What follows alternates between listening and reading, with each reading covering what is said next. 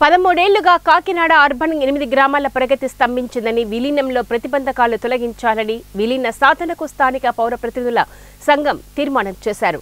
తీర్మానం జిల్లా కేంద్రంలో నగరపాలక సంస్థ పౌర సౌకర్యాలు లేకుండా 13 ఏళ్ల నుండి నిర్వీర్యమవుతున్న 8 అర్బన్ గ్రామాల ప్రగతి అత్యంత దుర్భరంగా తయారయ్యిందని ఇంద్రపాలెంలో జరిగిన పౌర ప్రతినిధుల సమావేశం అభిప్రాయపడింది.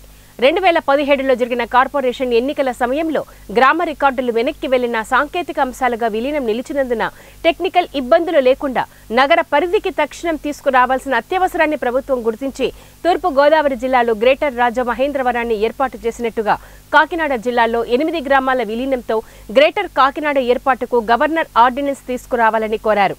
8 అర్బన్ గ్రామాల విలీన సాధనకు సమాయత్తం కావాల్సిన తరుణం ఆసన్నమైందని, రాజకీయ పార్టీలకు అతీతంగా ఇంద్రపాలెం పౌర సౌకర్యాల పురోగతి కోసం ప్రజా ఉద్యమంగా, న్యాయ పోరాటంగా భవిష్యత్తు కార్యాచరణకు తగిన వ్యూహం కొనసాగించాలని తీర్మానించారు.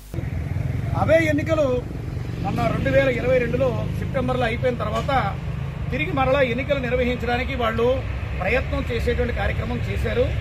మన అందరం కూడా ఈ 8 గ్రామాల నుంచి కూడా సార్వత్రిక ఎన్నికలకు 3 నెలల ముందు మనం వివిధ కార్యాచరణ కార్యక్రమాలు చేసి చెందినటువంటి కారణంగా సత్ఫలితాలు ఇచ్చింది.